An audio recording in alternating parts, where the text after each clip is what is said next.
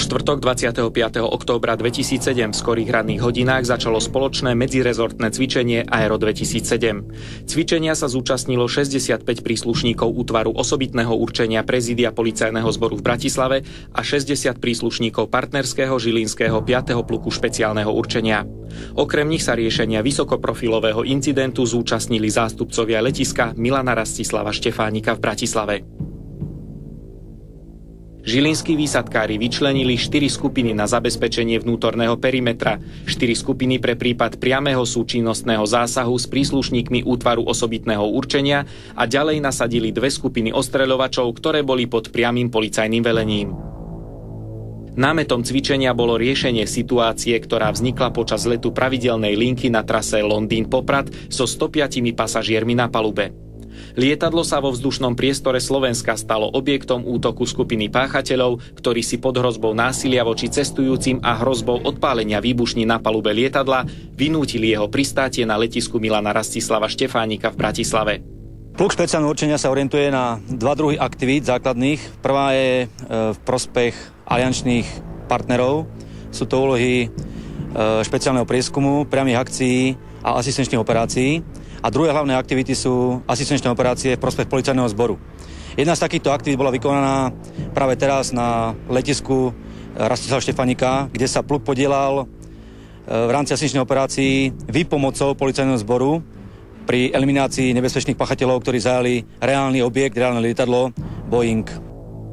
V rámci tejto aktivity príslušníci pluku plnili úlohy tzv. Vnútorného perimetra a vonkajšieho perimetra, kde zabezpečovali v tom vnútornom perimetri priamy kontakt s lietadlom, teda priamu činnosť, konkrétnu činnosť, ktorá prebiehala na palube a navigovali policajné zložky k zásahu.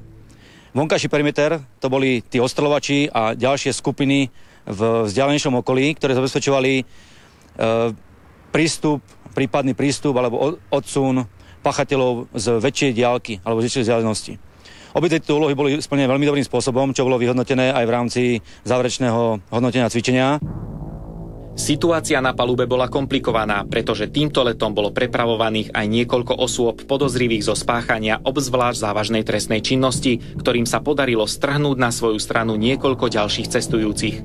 Skupina sa rozhodla riešiť svoj problém takýmto spôsobom, aby sa vyhli trestnému stíhaniu na Slovensku, kde im hrozia výnimočné tresty. Ich hlavným cieľom bol odlet do pravdepodobne jednej z afrických krajín, v ktorej predpokladajú svoju beztrestnosť. Obsahom medzirezortného cvičenia bolo riešenie vysokoprofilového incidentu súvisiaceho s protiprávnym zasahovaním do civilnej leteckej prepravy s využitím krízového vyjednávania. Cvičenie prebiehalo v nočných hodinách tak, aby zbytočne nezasahovalo do štandardnej prevádzky letiska a sťažilo situáciu všetkým cvičiacim subjektom.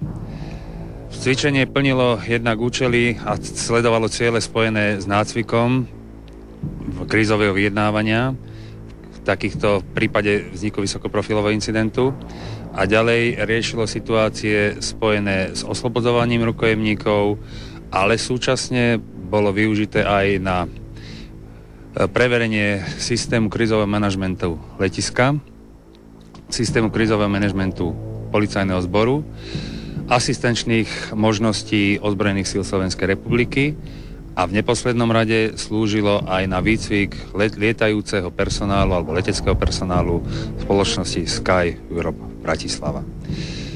Samozrejme, vzhľadom na to, že na palube lietadla boli živé osoby, rovnako tak páchateľov hrali vlastne profesionálni príslušníci policajného zboru, nebolo možné použiť ostrú muníciu, rovnako tak nebolo možné používať ostré pyrotechnické prostriedky a riešenie situácie na palube lietadla bolo obmedzené týmito skutočnosťami.